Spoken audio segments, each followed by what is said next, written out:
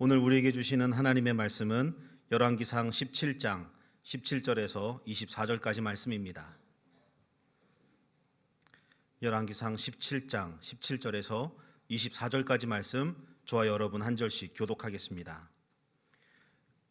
이 일 후에 그 집 주인 되는 여인의 아들이 병들어 증세가 심히 위중하다가 숨이 끊어진지라. 여인이 엘리야에게 이르되 하나님의 사람이여, 당신이 나와 더불어 무슨 상관이 있기로 내 죄를 생각나게 하고 또 내 아들을 죽게 하려고 내게 오셨나이까. 엘리야가 그에게 그의 아들을 달라 하여 그를 그 여인의 품에서 받아 안고 자기가 거처하는 다락에 올라가서 자기 침상에 누이고 여호와께 부르짖어 이르되 내 하나님 여호와여, 주께서 또 내가 우거하는 집 가부에게 재앙을 내리사 그 아들이 죽게 하셨나이까 하고 그 아이 위에 몸을 3번 펴서 엎드리고 여호와께 부르짖어 이르되 내 하나님 여호와여, 원하건대 이 아이의 혼으로 그의 몸에 돌아오게 하옵소서 하니 여호와께서 엘리야의 소리를 들으심으로 그 아이의 혼이 몸으로 돌아오고 살아난지라. 엘리야가 그 아이를 안고 다락에서 방으로 내려가서 그의 어머니에게 주며 이르되 보라, 내 아들이 살아났느니라. 여인이 엘리야에게 이르되 내가 이제야 당신은 하나님의 사람이시오, 당신의 입에 있는 여호와의 말씀이 진실한 줄 아노라 하니라. 아멘. 비와 풍요의 신 바알의 본거지인 시돈의 가뭄이 깊이 들었습니다. 너무 깊은 가뭄으로 인해서 이 지역에는 먹을 게 전혀 없었습니다. 비가 오지 않아 흉년임에도 불구하고 그러나 먹을 것을 걱정하지 않는 사람들이 있습니다. 이런 시기적인 상황과 맞물려서 엘리야와 이 모자 사이에 있었던 일로 오늘 본문의 이야기가 시작이 됩니다. 시돈 땅 이 사르밧에 사는 여인의 집에서 엘리야가 머물고 있을 때 있었던 일입니다. 오늘 본문 앞에 보면 엘리야가 사르밧 여인의 집에 머물게 된 배경이 기록이 되어 있습니다. 이 여인은 하나님이 보내신 엘리야에게 자신이 가진 마지막 음식 재료인 한 움큼의 가루와 기름 조금으로 떡 하나를 만들어서 엘리야에게 대접을 합니다. 그때부터 이 여인의 집에 있는 가루 단지에서 가루가 줄어들지 않았고 또 기름병에 있는 기름이 마르지 않는 기적이 일어나게 됐습니다. 아침에 가루를 다 퍼서 음식을 만들어 먹고 그 다음에 또 음식을 만들려고 통을 들여다보면 그 안에 또 가루가 차 있었습니다. 또 그리고 기름을 부어서 음식을 만들어 먹고 또 조금 있으면 그 기름병에 기름이 차 있었습니다. 그래서 이 사르밧 여인은 자신과 아들을 가뭄으로부터 구해준, 더 이상 식량이 없어서 이제는 마지막 남은 가루 한 움큼을 떡으로 만들어 먹고 이제 더 이상 먹을 게 없으니 이제 이것만 먹고 이제는 우리가 죽음을 기다려야 한다. 그런 죽음으로부터 구해준 이 엘리야에게 너무나 감사하는 마음으로 자신의 집에 머물며 함께 거하기를 청하게 됩니다. 엘리야는 이렇게 대략 3년 정도를 이 사르밧 여인의 집에서 귀한 손님의 대접을 받으며 지내게 됩니다. 이렇게 평화롭게 지내던 어느 날 이 여인의 아들이 병에 걸려 죽게 됩니다. 이 여인의 아들이 죽은 사건은 엘리야와는 무관했던 일이지만 그가 그 집에 머무는 동안에 발생했기 때문에 엘리야로서는 아무렇지 않은 척 모른 척 할 수 없었습니다. 더욱이 이 여인은 자신의 아들이 죽은 것이 엘리야 때문이라고 말을 합니다. 본문 18절 말씀입니다. 여인이 엘리야에게 이르되 하나님의 사람이여, 당신이 나와 더불어 무슨 상관이 있기로 내 죄를 생각나게 하고 또 내 아들을 죽게 하려고 내게 오셨나이까. 엘리야가 자신의 집에 와서 자신으로 하여금 지었던 죄를 생각나게 했고 또 그 죄 때문에 내 아들이 죽게 되었다라고 말을 하고 있습니다. 이 여인이 이렇게 말한 이유는 이 여인이 가지고 있었던 신에 대한 개념, 신에 대한 생각이 그랬기 때문에 그렇습니다.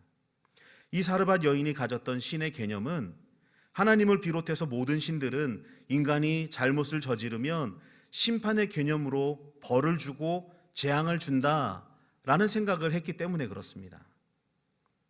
어쨌든 이 사르밧 여인에게 있어 아들의 죽음은 이 여인이 가지고 있었던 삶의 모든 소망을 잃은 것이나 마찬가지였습니다. 남편을 일찍 떠나보낸 혼자 사는 여인. 이 여인에게는 이 아들 하나, 피부치라고는 이 아들 하나밖에 없었습니다. 이 아들은 이 여인의 삶의 목적이었죠. 남편을 일찍 떠나보내고 남아있는 아들 하나 의지하며 이제 잘 살고 있었는데 갑자기 아들이 병들어 죽게 되었던 것입니다.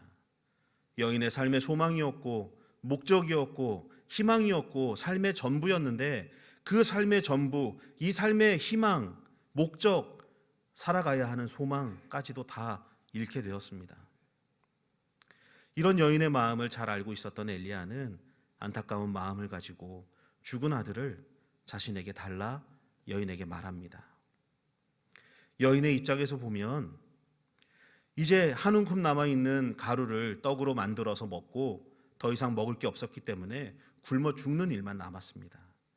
굶어 죽을 때만 기다려야지라는 생각으로 있었던 이 여인의 집에 와서 떡을 하나 만들어 주었더니 가루 단지에서 가루가 마르지 않았고 기름병에서 기름이 마르지 않는 기적이 일어났습니다. 여인의 입장에서 보면 이 엘리야는 신과 같은 존재였죠. 기적이 일어났기 때문에 신처럼 보였을 것입니다. 극심한 가뭄으로 더 이상 먹을 게 없었던 이 가정에 가루가 끊이지 않았고 기름이 마르지 않던 기적을 일으켜 주었기 때문에 마치 신과 같은 존재로 엘리야를 섬기게 되었던 것입니다. 그래서 여인은 엘리야를 자신의 집에서 가장 좋은 다락에서 지내게 했습니다. 19절에 보면 그 기록이 있습니다. 자기가 거처하는 다락에 올라가서, 우리가 생각하는 다락과 본문에 나와 있는 다락은 굉장히 차이가 큽니다. 여러분들이 경험하셨던 옛날에 있었던 다락들은 어떤 느낌입니까? 방의 한켠에 아니면 거실의 한켠에 작은 사다리를 타고 올라가야 하고 지붕 낮고 어둡고 쾌쾌한 냄새와 벌레들, 쥐들이 돌아다니는 그런 곳이 다락 아닙니까? 그런데 오늘 본문에 나오는 다락은 그 집에서 가장 좋은 곳, 가장 넓은 곳이었습니다. 엘리야는 마치 신과 같은 존재로 그 여인의 집에 있었습니다. 그러나 여인의 아들이 죽게 되자 존경을 받고 섬김을 받던 그 모습에서 마치 이 아들을 자신이 죽인 것과 같은 피의자 같은 모습이 되어버렸습니다. 그때 아들의 죽음의 원인이라고 생각했던 엘리야가 여인에게 아들을 달라고 말을 하죠. 엘리야는 하늘이 무너지는 것과 같은 이 일을 당한 여인에게 함께 그 마음을 나누는 공감과 위로 그리고 기도 외에는 해줄 수 있는 것이 없었습니다. 하나님께 자신이 아픔을 당한 것처럼 깊고 간절하게 기도 드리는 것밖에는 엘리야는 할 수 있는 게 없었습니다. 여인은 엘리야를 원망하고 있습니다. 왜냐하면 자신의 죄를 생각나게 했고 자신의 죄 때문에 죽었으니 당신을 원망하는 마음이, 엘리야를 원망하는 마음이 생길 수밖에 없었죠. 그 원망하는 마음으로 아이를 안고 절규하며 울고 있었습니다. 부모의 심정으로 생각이라도 한번 해보면 내 아이가 나를 앞서 떠났습니다. 마음이 얼마나 힘들고 아프겠습니까? 이 아이를 끌어안고 절규하고 있는, 아이와 떠나서 이제는 살 소망마저도 다 끊어져 있는 이 아이를 안고 너무나 슬피 울고 있는 이 여인. 이 여인이 모든 것을 다 내려놓습니다. 자신의 감정, 원망하는 마음 다 내려놓고 이 아들의 시신을 엘리야에게 내어줍니다. 이때까지만 해도 이 한 번의 내려놓음이 얼마나 놀라운 결과를 가져올지 그때는 누구도 전혀 알 수 없었습니다. 엘리야는 여인의 아들을 자기가 거처하는 다락으로 안고 올라갔습니다. 그리고 여인의 아들을 자신의 침상에 누이고 자신의 몸을 엎드렸다 폈다를 반복하며 하나님께 부르짖습니다. 21절 말씀입니다. 내 하나님 여호와여, 원하건대 이 아이의 혼으로 그의 몸에 돌아오게 하옵소서. 엘리야는 3년 동안을 지내면서 이 여인의 아들과 깊은 정도 들었고 또 아들의 죽음에 슬퍼하는 이 여인의 모습을 보면서 마음도 굉장히 아팠을 겁니다.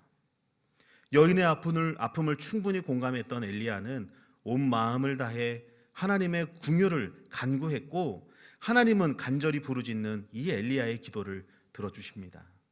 22절 말씀입니다. 여호와께서 엘리야의 소리를 들으심으로 그 아이의 혼이 몸으로 돌아오고 살아난지라. 엘리야의 간절한 기도 후에 이 아들이 살아납니다. 좀 더 자세히 말씀드리면 엘리야의 간절한 기도를 하나님이 들으심으로 아이의 혼이 몸으로 돌아와서 살아나게 된 것입니다. 살아난 아들과 함께 달하게 내려가 이 여인에게 아들을 건네주며 이렇게 말합니다. 23절, 보라, 네 아들이 살아났느니라. 이 모든 상황을 여인은 다 지켜보고 있었죠. 자신의 잘못 때문에 아들이 죽었다 원망하는 마음과 아이를 안고 절규하는 그 상황, 그리고 그 여인의 모습을 바라보며 엘리야는 그 아이를 달라 이야기를 합니다. 이 여인은 엘리야가 원망스러웠지만 아이를 달라 하는 그 말에 아이를 모든 감정을 내려놓고 아이를 주죠. 그 이후에 하나님께 간절히 기도하고 하나님이 들으신 이후에 이 아이가 살아나게 됩니다. 이 모든 상황을 알고 있고 지켜보고 경험하고 있었던 이 여인은 자신에게 일어난 일이 과거에 저지른 자신의 잘못으로 인한 심판이 아니라는 것을 알게 됩니다. 그때 그 상황을 깨닫고 이 여인이 24절에 이렇게 말을 합니다. 내가 이제야 당신은 하나님의 사람이시오 당신의 입에 있는 여호와의 말씀이 진실한 줄 아노라. 여인이 살고 있는 곳이 어디라고 했습니까? 시돈이라고 했죠. 시돈은 어디에 누구의 본거지라고 했습니까? 바알을 섬기는 시돈 땅에서 태어난 이 여인은 어쩌면 뼛속까지 우상 숭배자였을 것입니다.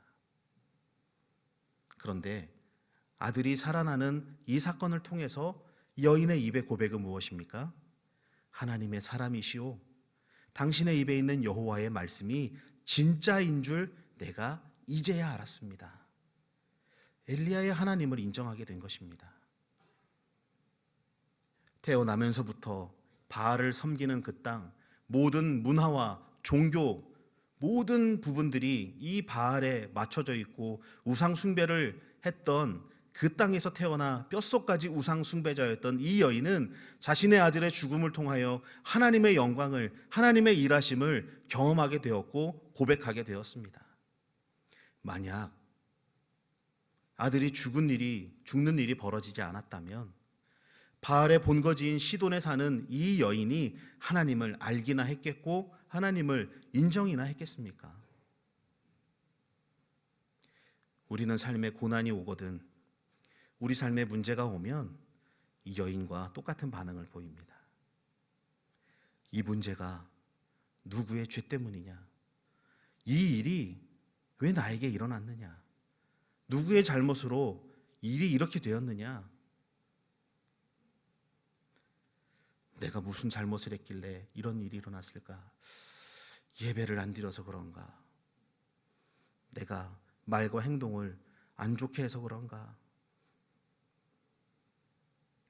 저는 필리핀에서 지내는 6년 동안 꽤 많은 부모님들과 아이들을 만났습니다. 선교센터에 맡겨지는 아이들 중 다수는 소위 우리가 말하는 문제아였습니다. 학교를 더 이상 다닐 수 없는, 우리나라의 어느 곳도 이 아이들을 맡아주지 않는, 그래서 보낼 수 있는 곳이 제한된 그곳 중에 하나가 바로 선교지인 그런 아이들과 또 그런 아이를 양육하는 부모님을 만났습니다. 이 아이가 선교지에서 선교사님을 도와 봉사하고 예배드리고 섬기면 이 아이들의 심령이 변화가 되어서 지금보다 더 나은 아이가 되겠지라는 간절한 마음, 간절한 기도로 선교사님에게 아이를 맡깁니다. 그렇게 자녀를 선교지로 보낸 이 부모님들과 이야기를 나누어 보면 죽어있는 자식을 끌어안고 절규하고 있는 이 사르밧 여인과 많이 닮아 있다는 것을 보게 됩니다. 죽은 아들을 바라보며 자신의 죄 때문에 자신의 죄를 기억해냈던 이 사르밧 여인처럼 그 부모들도 마찬가지로 아이가 저렇게 된 것이 내 탓이다, 내 잘못입니다 라고 말을 하며 눈물을 흘리는 모습을 보았습니다.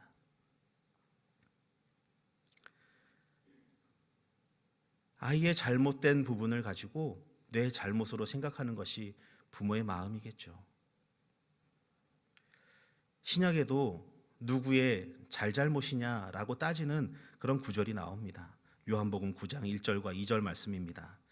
예수께서 길을 가실 때에 날 때부터 맹인된 사람을 보신지라. 제자들이 물어 이르되 랍비여, 이 사람이 맹인으로 난 것이 누구의 죄로 인함이니까? 자기이니까 부모이니까? 제자들은 맹인을 보고 이 사람이 맹인으로 태어난 이유가 무엇입니까? 자기의 죄 때문입니까? 아니면 부모의 죄 때문입니까? 도대체 누구의 죄 때문에 이 사람이 맹인이 되었습니까? 왜 맹인으로 태어나게 된 것입니까? 누구의 잘못입니까? 라고 묻습니다.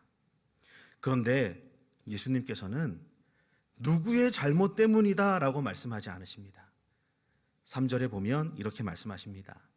이 사람이나 그 부모의 죄로 인한 것이 아니라 그에게서 하나님이 하시는 일을 나타내고자 하심이라. 아멘. 우리가 오늘 꼭 기억해야 될 요절입니다. 그에게서 하나님이 하시는 일을 나타내고자 하심이라. 제자들은 맹인이 앞을 못 보게 된 이유가 죄 때문이라고 말합니다. 그러나 예수님은 죄 때문이 아니라 하나님이 하실 일을 나타내기 위해 맹인으로 태어났다 말씀하십니다. 예수님은 고난과 문제가 왜 왔는지에 대해서 설명하지 않으십니다. 예수님은 고난과 문제가 온 것은 하나님께서 하실 일이 있기 때문에 왔다라고 말씀하십니다.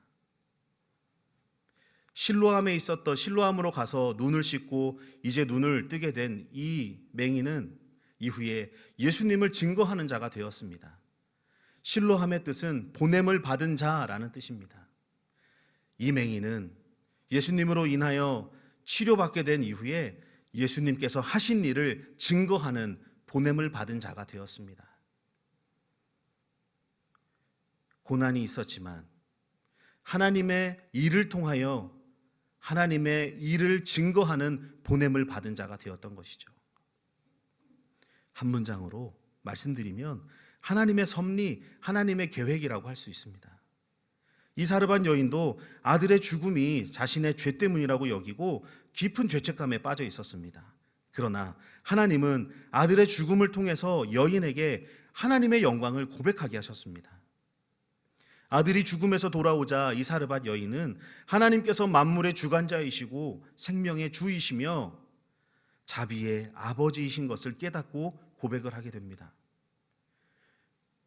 우리의 고장난 인생을 그대로 하나님께 가지고 나아갔을 때 고장난 인생을 가지고 왔다고 하나님은 우리를 책망하지도 않으시고 우리에게 실망하지도 않으십니다.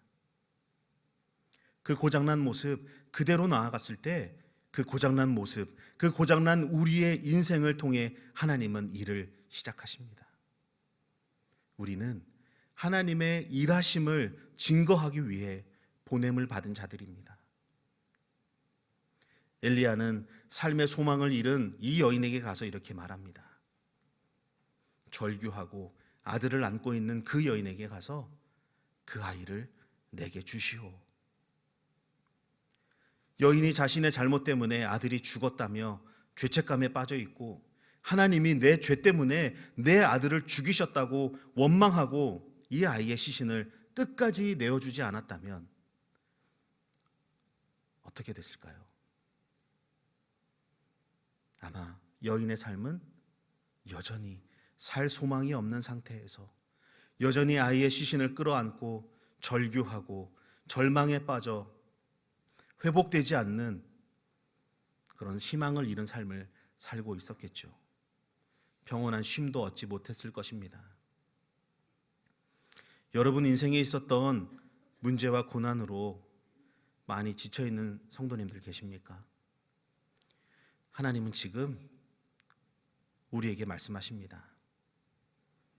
그 아이를 내게 다오.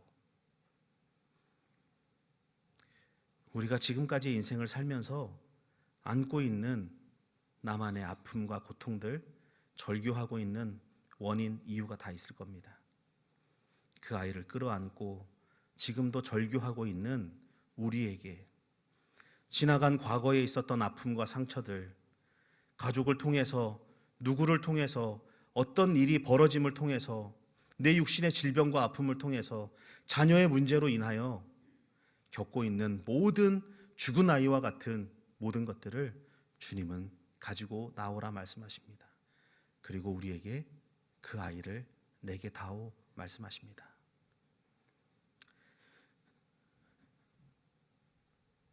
김 집사야, 그 고난은 너의 잘못 때문이 아니야.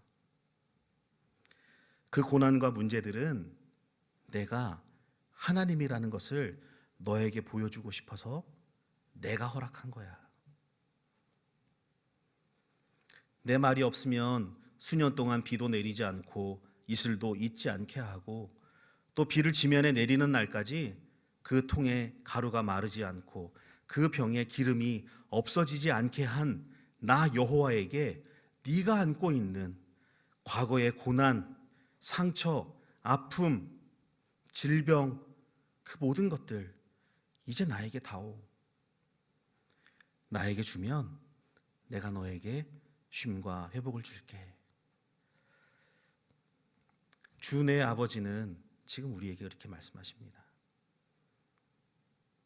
더 이상 그 아이를 끌어안고 있지 마십시오. 여러분들 인생 사는 동안 아픈 일들 참 많으시죠? 괜찮아요. 여러분의 잘못이 아닙니다. 인생의 고장난 모습, 아픈 기억, 예상치 못했던 결과들 누구의 잘못 때문이 아닙니다. 이 여인도 아들이 병에 걸려 죽게 될 것을 어떻게 알았겠습니까? 어떻게 대비했겠습니까? 우리가 살고 죽는 것을 어떻게 다 통제할 수 있습니까? 잘 자, 내일 봐, 안녕히 주무세요, 내일 봬요. 내일 뵐 수 있을까요? 누구도 우리의 인생 장담할 수 없습니다. 아침에 눈을 뜨고 호흡하는 것이 내가 계획했기 때문에, 내가 마음 먹었기 때문에 되지 않습니다. 내 인생도 제대로 안 되는데 내 자녀가 내 뜻대로 되겠습니까? 내 사업도 제대로 되지 않는데, 내가 계획한 대학도 들어가지 못하는데 내 마음대로 되는 게 무엇이 있겠습니까? 내 마음대로 되지 않는 게, 내 계획대로 되지 않는 게 누구의 잘못 때문입니까? 성도 여러분, 하나님께 그 아이를 드리시기 바랍니다. 성도는 우리에게 이미 일어난 일로 하나님이 하시는 일을 나타내는 사람이 되어야 합니다. 여전히 아픔 속에 묻혀서 그 아픔을 끌어안고 절규하고 있는 모습이 아닌, 그 일을 통하여 하나님이 우리에게 어떤 일을 보여주실까 기대하고, 기대하는 만큼 믿음으로 나아가는 것이 우리가 해야 할 일입니다. 하나님이 일하시는 그 일하심의 앞에, 그리고 이 여인의 고백 앞에 우리가 함께 서길 간절히 소망합니다. 엘리야와 같이 공감의 마음이 없으면, 또 마음이 죽어 있으면 앞에서 삶의 소망과 희망을 잃은 사람을 우리도 일으켜 줄 수 없습니다. 우리와 같은 아픔을 겪은 사람, 또 우리가 일으켜야 할 수많은 일들을 우리는 살아가면서 계속 만나게 될 것입니다. 환경과 상황이 마치 이 죽은 아들을 안고 절규하는 여인과 같은 사람을 또 만날 수도 있습니다. 내 가족의 문제나 아픔이 될 수도 있고, 교회의 문제나 아픔이 될 수도 있습니다. 마치 죽은 것과 같은 인생, 어둠에 쌓인 듯한 인생, 도저히 헤쳐나올 수 없는 그 고장난 것과 같은 인생, 그런 인생들을 만나시거든 하나님의 일하심을 믿으며 그 죽은 아이와 같은 인생의 고난과 문제를 품어주시길 바랍니다. 나에게 아픔이 있으면 그 아픔을 가진 사람에게 동일하게 공감해 줄 수 있습니다. 사랑하는 우리 천안 천성교회 성도 여러분, 지금 우리에게 필요한 것은 우리 교회와 우리 성도, 우리 자녀들을 믿음으로 품고 기도하는 것입니다. 무엇이 되었든 우리의 허물을 말없이 덮어주셨던 주님처럼 여인의 슬픔을 공감하고 죽은 아이의 시신에 엎드려서 간절히 기도했던 엘리야처럼 우리 교회와 성도와 우리 자녀들의 아픔, 문제 함께 덮어서 하나님께 기도로 올려드리는 우리 천안 천성교회 모든 성도님들 되시길 간절히 바랍니다. 여인의 절규 앞에 몸부림치듯이 간절하게 기도했던 엘리야처럼 아픔을 공감하고 또 그 아이를 품기 위해 아이를 내게 주시오 라고 말할 수 있는 우리 성도님들 되시길 바랍니다. 우리가 기도할 때 주님의 능력을 볼 수 있습니다. 내가 주님을 품을 때 주님의 역사가 나를 통해 나타납니다. 무슨 문제이든 문제를 품고 주님께로 나아갑시다. 그리고 그 일을 통해서 일하실 주님을 바라보는 것, 하나님 나에게 주신 이 고난과 문제들 나한테 왜 왔을까? 누구 책임일까? 이유가 뭘까? 원인을 찾기보다는 하나님이 이 일을 통해서 하나님의 일하심을 나타내시려 하시는구나 받아들이시는 성도님들 되시길 바랍니다. 그렇게 될 때 우리의 인생은 절망과 절규하는 인생에서 이제는 회복되어지는, 살아나는, 일어나는 그런 인생이 될 것입니다. 다리에 힘이 없고 무거운 짐을 안고 있으면 일어날 수 없습니다. 혼자는 일어날 수 없습니다. 그러나 그 아픔을 공감하는 누군가가 손을 뻗어서 일으켜준다면 얼마든지 충분히 일어날 수 있습니다.